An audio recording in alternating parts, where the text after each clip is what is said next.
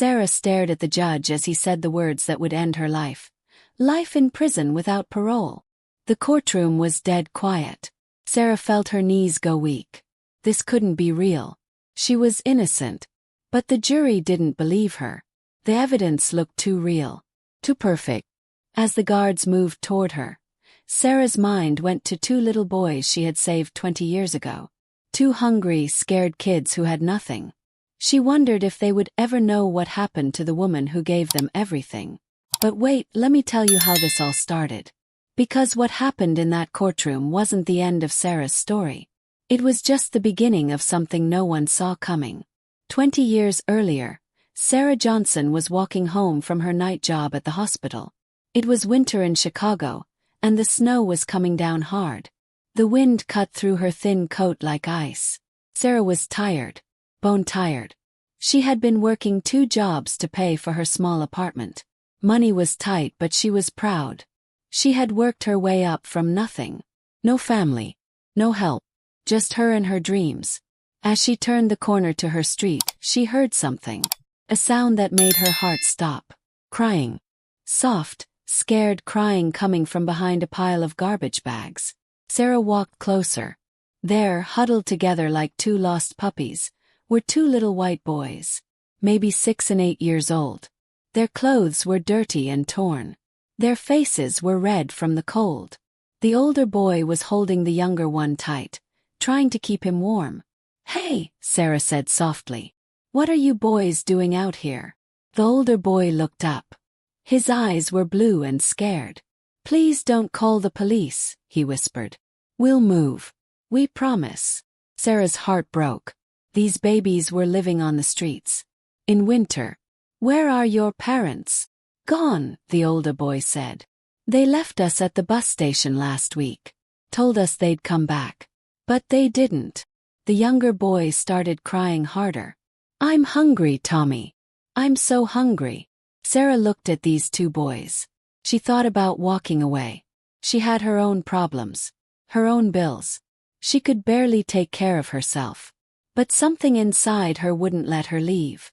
"Come on," she said. "Let's get you boys warm." Tommy, the older boy, didn't move. "Why? Why would you help us?" Sarah knelt down in the snow. "Because everyone needs someone. And right now you need me." Sarah took the boys to her tiny 1-bedroom apartment.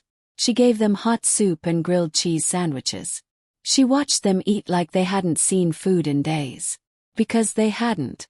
The younger boy was named Jake. He was shy and quiet. Tommy was protective and tough for his age. Both boys were smart. Really smart. "We can sleep on the floor," Tommy said after dinner. "We don't need much." "No," Sarah said. "You take the bed. I'll sleep on the couch." "But it's your bed," Jake said in his small voice. Sarah smiled. "And you're my boys now."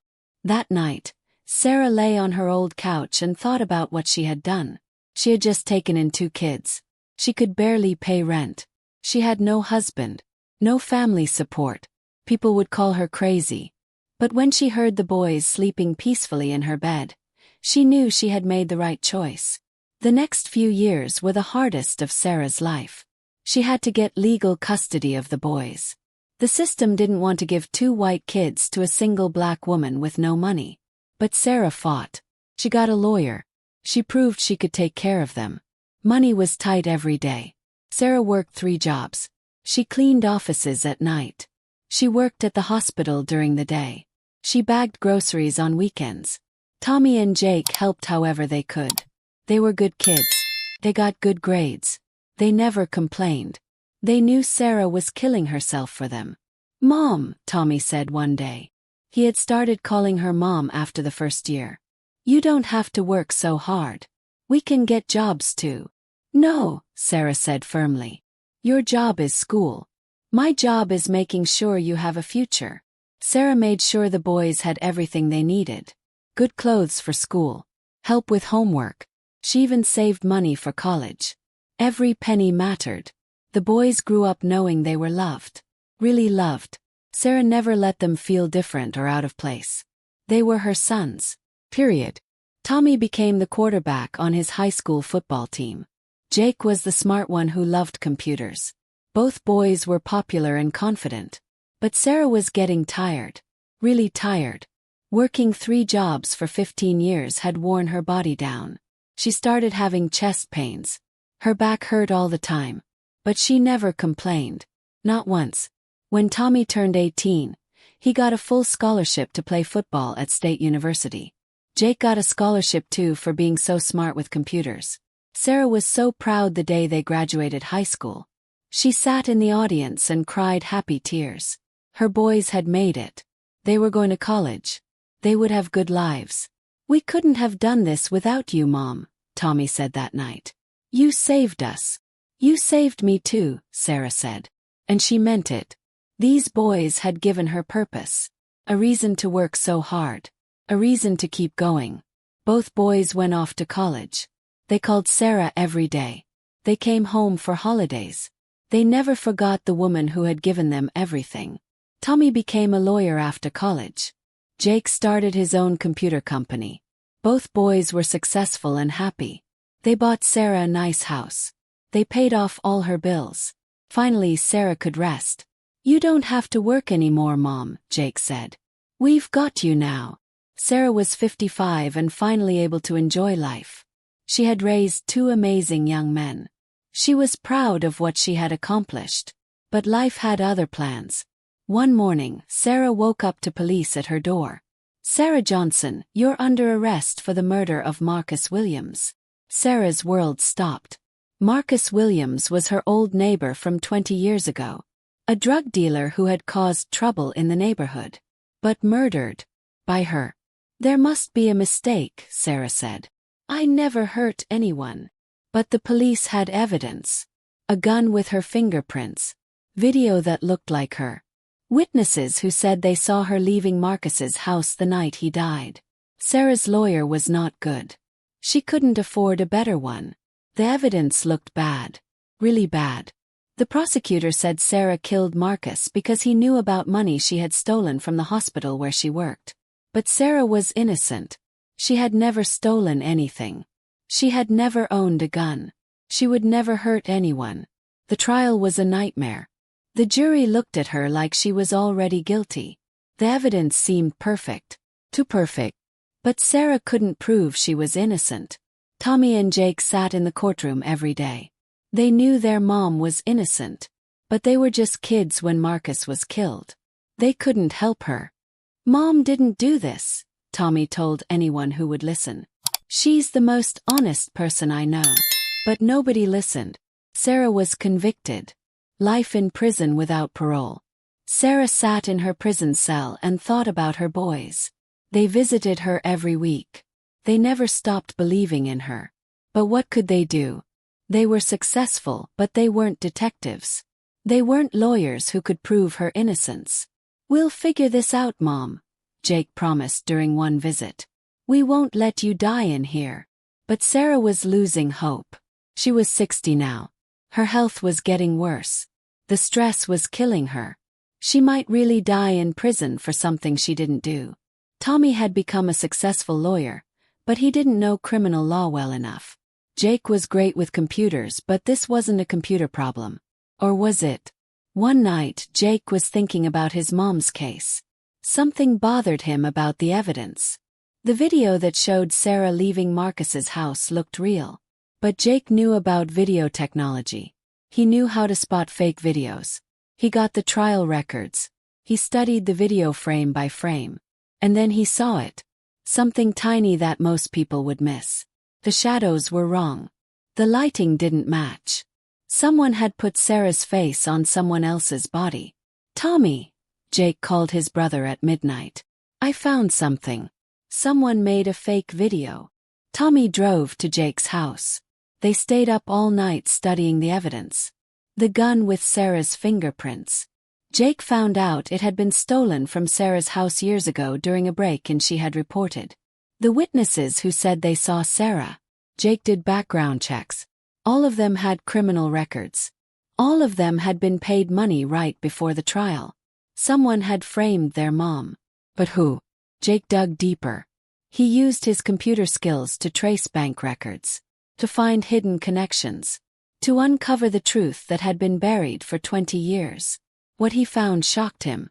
The real killer was Detective Roberts, the same detective who had arrested Sarah. He had killed Marcus because Marcus was going to tell people that Roberts was taking money from drug dealers. Roberts had framed Sarah because she was perfect, a single black woman with no family support. No one would fight too hard for her, or so he thought. But Roberts didn't count on two boys who would never give up on their mom. Jake and Tommy gathered all the evidence. They found proof that Roberts had planted the gun, proof that he had made the fake video, proof that he had paid the witnesses to lie. They took everything to the FBI. Roberts was arrested. He confessed to save himself from the death penalty. Sarah had been in prison for 5 years. 5 years stolen from her life. But finally she was free. The day Sarah walked out of prison, Tommy and Jake were waiting for her. They were grown men now, but they ran to her like little boys. "Mom!" Tommy cried, hugging her tight. "We got you out. We got you out." Sarah held her boys and cried. She had always told them that family was about love, not blood. These boys had proven that every day for 20 years. "You saved me again," Sarah whispered. "No, Mom," Jake said. "You saved us first. Everything we know about never giving up, we learned from you." The state paid Sarah money for the years they had stolen. But money couldn't give her back those 5 years. It couldn't fix the damage to her health from prison stress. But Sarah had her boys who had become men, who had used everything she had taught them to save her life. At the press conference, reporters asked Tommy and Jake why they had worked so hard to free Sarah. 20 years ago, this woman found 2 scared, hungry kids behind some garbage, Tommy said. She could have walked away. She could have called social services. Instead, she took us home. She gave us everything she had. Jake spoke next. She worked 3 jobs to put us through school. She never asked for anything back. She just loved us. When she needed us most, Tommy continued, we weren't going to let her down. She taught us that family means you never give up on each other. No matter what. Sarah watched her boys speak and felt her heart fill up. They had grown into incredible men. Strong, smart, loyal. Everything she had hoped they would become. "Mrs. Johnson," a reporter called out, "do you have anything to say?" Sarah stepped forward. She thought about that cold winter night 20 years ago. 2 scared little boys. Choice that changed everything. "I thought I was saving them," Sarah said quietly. "But they were saving me." She looked at Tommy and Jake. Her boys. Her sons. Her heroes. "They gave me the greatest gift anyone can give. They gave me a family. And today they gave me my freedom." Sarah put her arms around both young men. The same boys she had found in the snow. The same boys who had just saved her life. Some people say blood makes you family. But Sarah knew better. Love makes you family. And sometimes, if you're very lucky, that family will move heaven and earth to bring you home. Detective Roberts got life in prison. The same sentence he had made sure Sarah got. But Sarah was free. Free to live the rest of her life with the 2 boys who had become her everything. The scared little boys who had once needed saving had grown up to be the heroes who saved everyone else. And Sarah finally understood that the best things in life come when you choose love over fear. When you choose to help instead of walking away. When you choose family no matter what it looks like. 20 years after she found 2 homeless boys in the snow, those same boys found a way to bring their mom home. Sometimes the people you save end up saving you right back. And sometimes, just sometimes, love really does win.